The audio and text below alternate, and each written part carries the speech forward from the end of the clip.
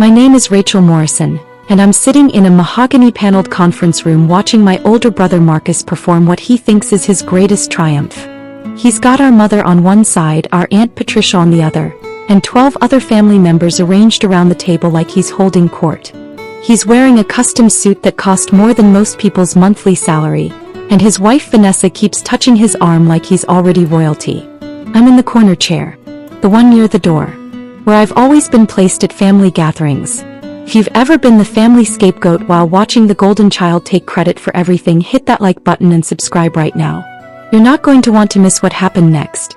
4 years ago, when Grandpa Thomas was diagnosed with stage 3 lung cancer, everything changed in our family. Not because we rallied together. That would have required us to actually function like a healthy family. No, everything changed because suddenly there was an estate worth fighting over. 10 rental properties scattered across 3 counties. Commercial buildings with long-term corporate leases. A portfolio that generated $45,000 in monthly rental income, clockwork regular, for the past 32 years. Marcus saw dollar signs. I saw Grandpa slowly dying and pretending everything was fine. Our family had always worked a certain way. Marcus was the responsible one, the successful one, the one Mom bragged about at church.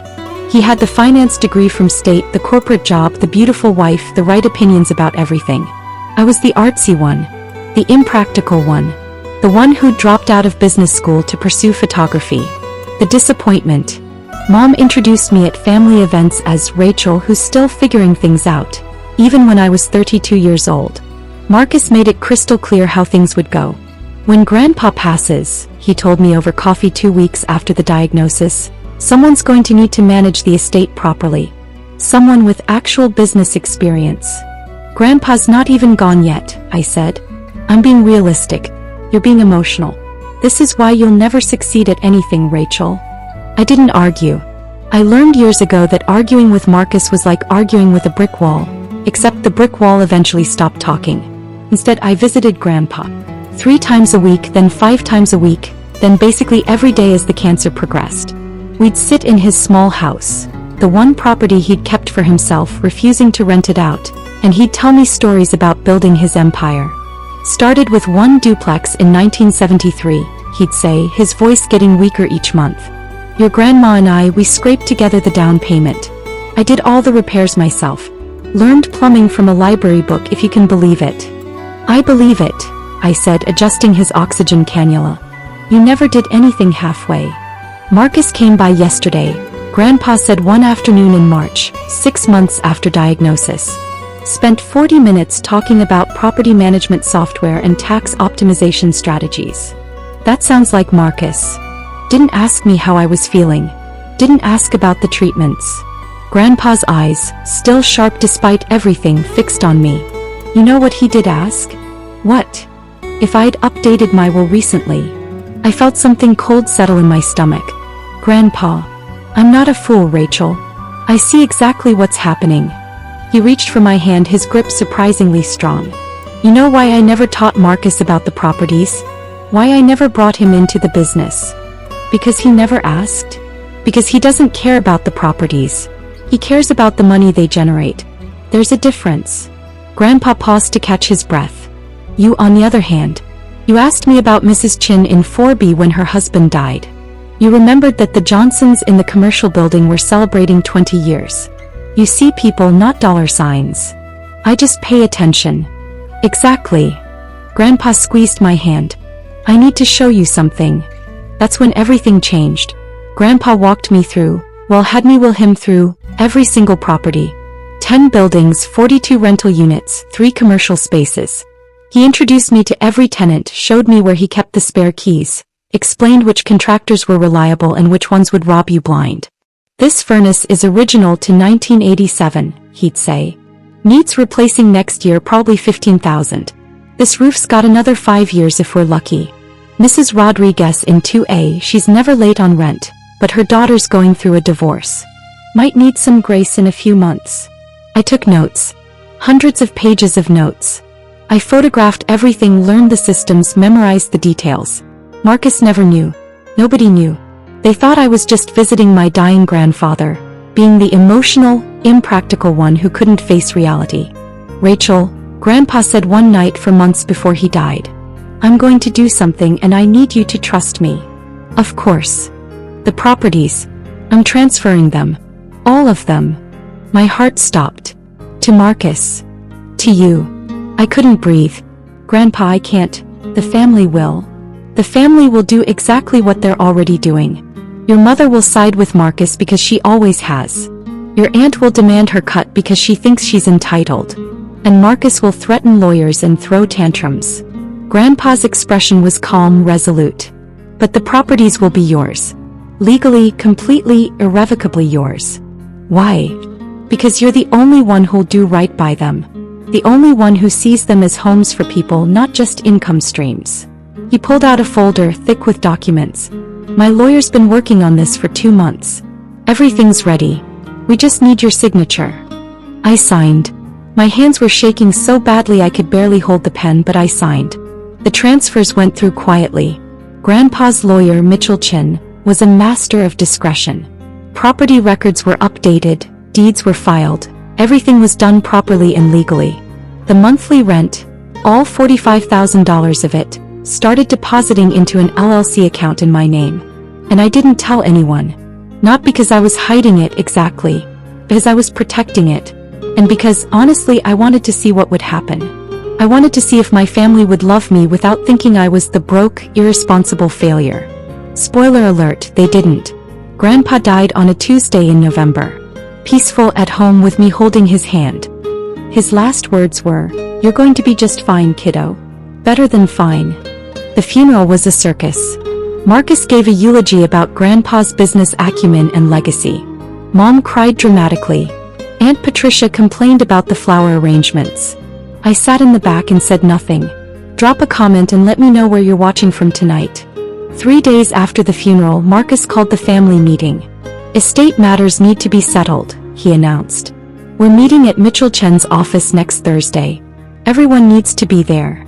I showed up in jeans and a sweater. Marcus was in his power suit. Mom wore her funeral pearls. Aunt Patricia brought her husband Gerald, who immediately started talking about how he'd always helped Grandpa with business advice. That was a lie. Gerald was a dentist who'd never managed anything more complex than his own practice. Mitchell Chen's conference room was designed to intimidate. Floor-to-ceiling windows, leather chairs, law books lining the walls. Mitchell himself was 73, sharp as a tack, and had known Grandpa for 40 years. Marcus didn't wait for Mitchell to start the meeting. He stood up like he was chairing a board meeting, pulled out a leather portfolio and smiled at everyone. "I want to thank you all for coming," he said, like he'd organized this instead of just demanding everyone show up. "Grandpa Thomas left behind a significant estate, and it's important we handle this properly." "Marcus," Mitchell said quietly, "perhaps we should." "I've spent the last 3 days reviewing the properties," Marcus continued, ignoring him completely. 10 buildings, 42 units, stable cash flow. Grandpa built something remarkable, and it's our responsibility to honor that legacy. Mom nodded approvingly. Aunt Patricia whispered something to Gerald. I sat perfectly still. "Now, I know Grandpa never officially named an executor," Marcus said, which was interesting because Mitchell's expression said that wasn't true at all. "But I think we can all agree that this estate needs professional management.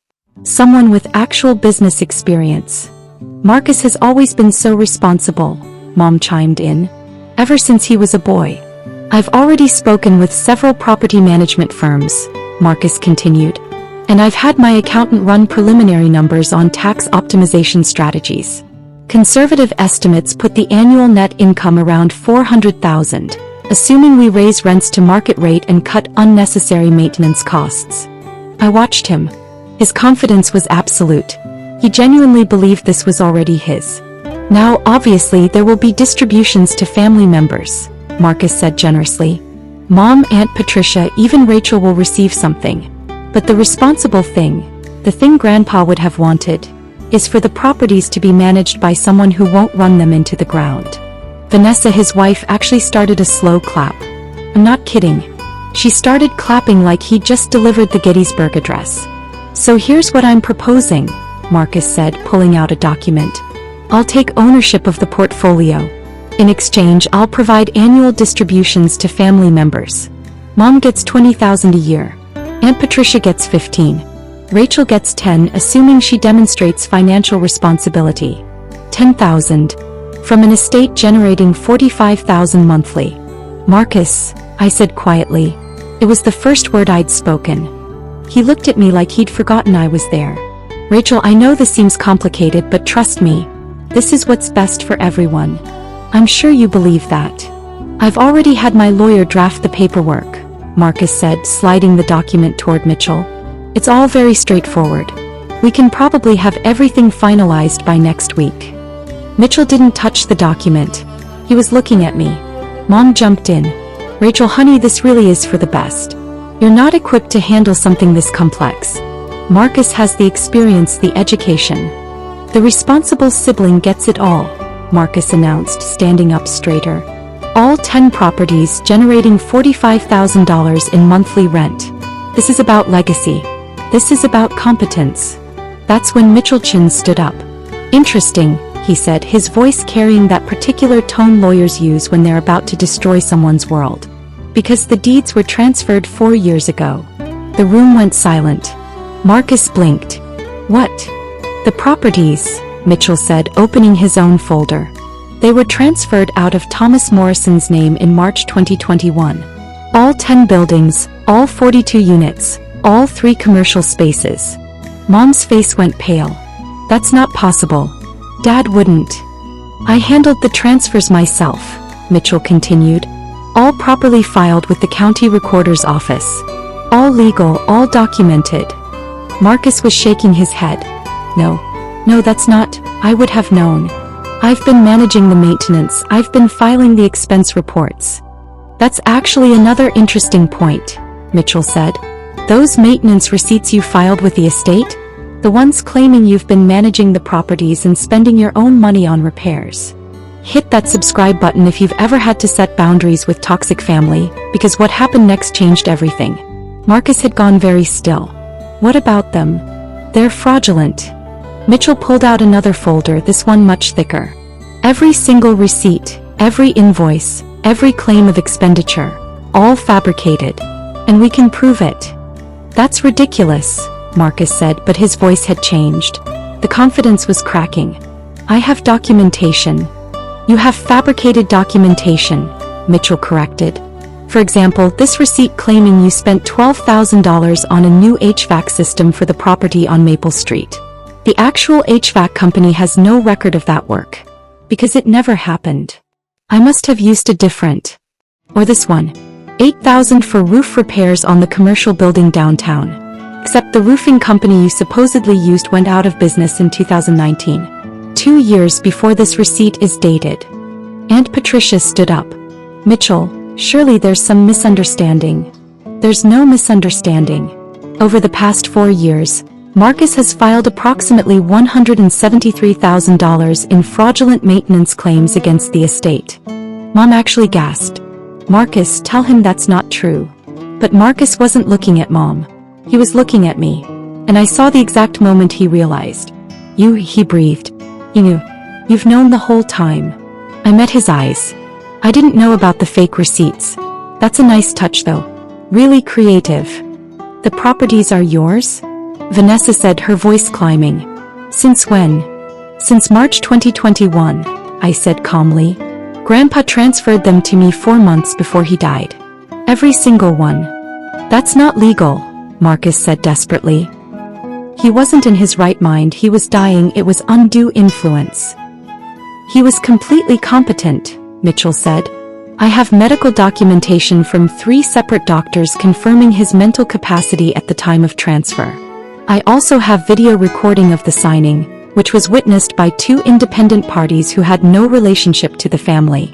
I pulled out my own folder. I'd been holding it in my lap the whole time.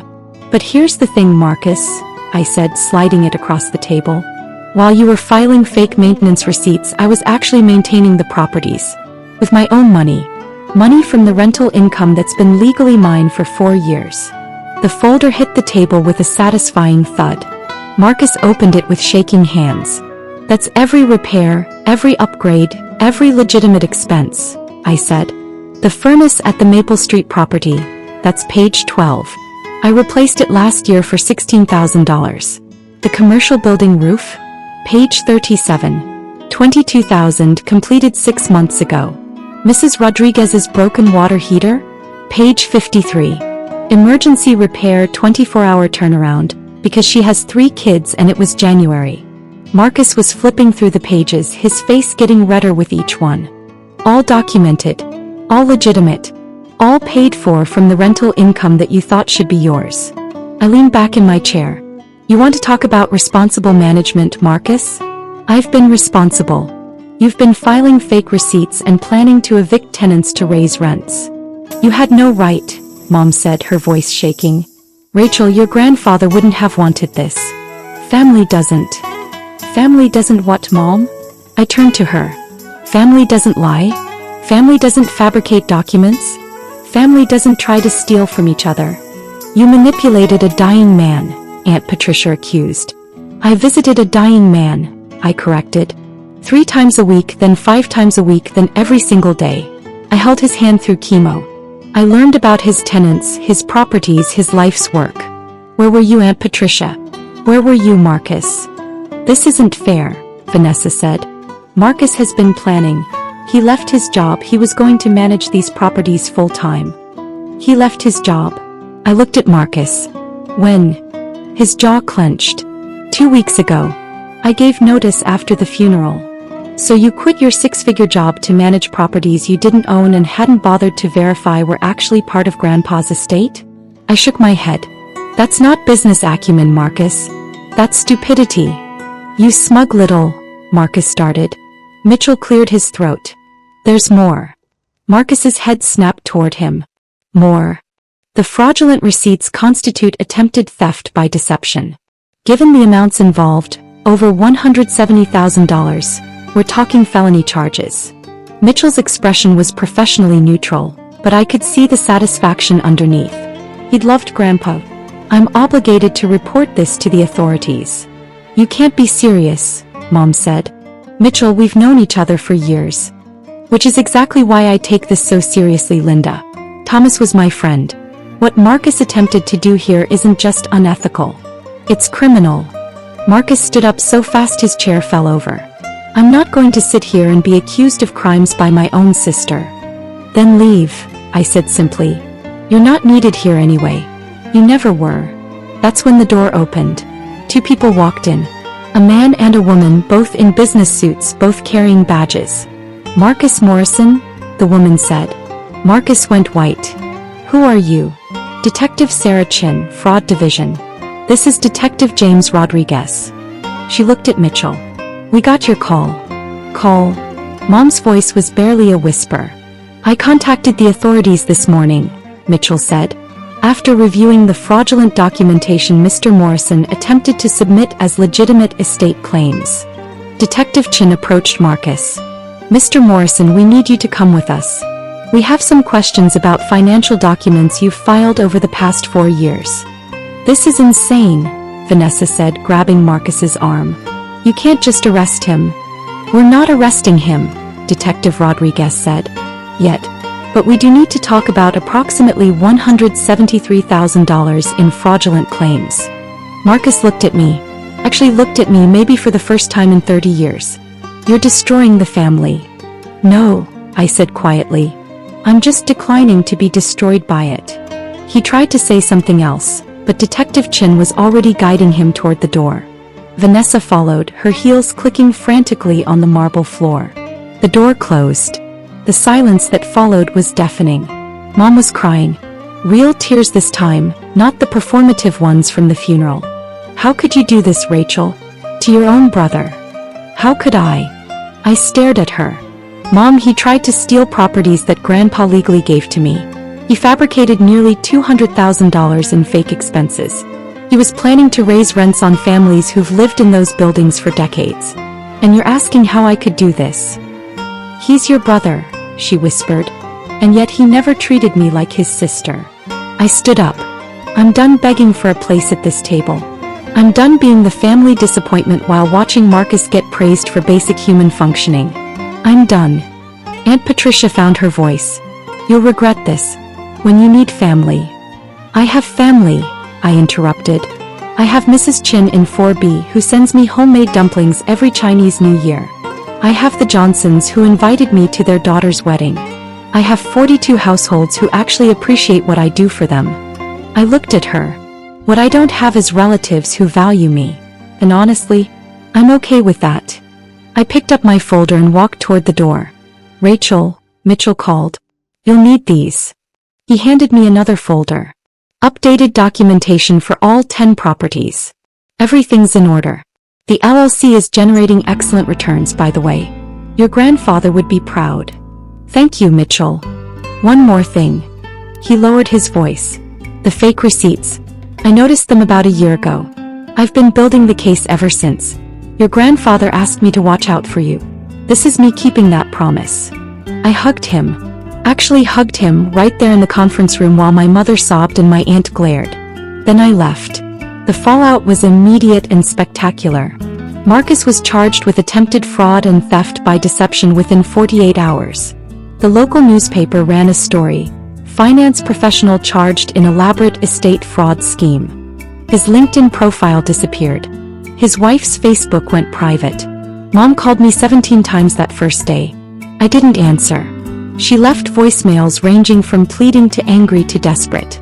You're tearing this family apart, she said in message number 12. Your grandfather would be ashamed. I finally called her back on day 3. Grandpa knew exactly what he was doing, I said. He knew Marcus would try exactly this. That's why he transferred everything 4 years early. That's why he had everything documented. He was protecting his legacy from people who saw it as a cash grab. You poisoned him against his own family, she accused. No, Mom. I visited him while he was dying. There's a difference. I took a breath. You're welcome to be part of my life. But only if you can accept that I'm not the failure you've always treated me as. Otherwise, we're done. She hung up on me. She hasn't called back. Aunt Patricia tried a different approach. She showed up at my apartment with a casserole and an apology that lasted exactly as long as it took her to ask for $20,000. Just to help with Gerald's practice expenses, she said. No, I said. But we're family. Then act like it. Start with not demanding money from the niece you've ignored for 30 years. She left without the casserole. Marcus's case went to court 6 months later. The evidence was overwhelming. Fake receipts, fabricated invoices, forged signatures. His lawyer tried to argue emotional distress, grief-induced poor judgment, financial pressure from unemployment. The judge wasn't impressed. 18 months in minimum security, 5 years probation, full restitution to the estate. The sentence was delivered on a Tuesday. I wasn't there, but Mitchell called me immediately after. Justice, he said simply. Vanessa filed for divorce before Marcus even started his sentence. She'd already moved in with her personal trainer. The irony wasn't lost on anyone. The properties thrived. I replaced 2 more roofs, upgraded 3 kitchens, and installed energy-efficient windows in the commercial building. Rent stayed stable. No increases unless absolutely necessary, and always with 6 months' notice. Mrs. Rodriguez in 2A sent me a Christmas card. Thank you for understanding when Sarah moved back home, she wrote. Most landlords would have evicted us. You gave us grace. That card is framed in my office. A year after the estate meeting, I got a call from an unknown number. Rachel Morrison? A professional voice, female, confident. Speaking. My name is Jennifer Wu. I run a property management firm downtown. I've been hearing about how you've been managing the Morrison properties and I'm impressed. Thank you. I'm expanding my business. I need someone who sees properties as homes, not just assets. Someone who understands tenant relationships matter more than maximum profit extraction. She paused.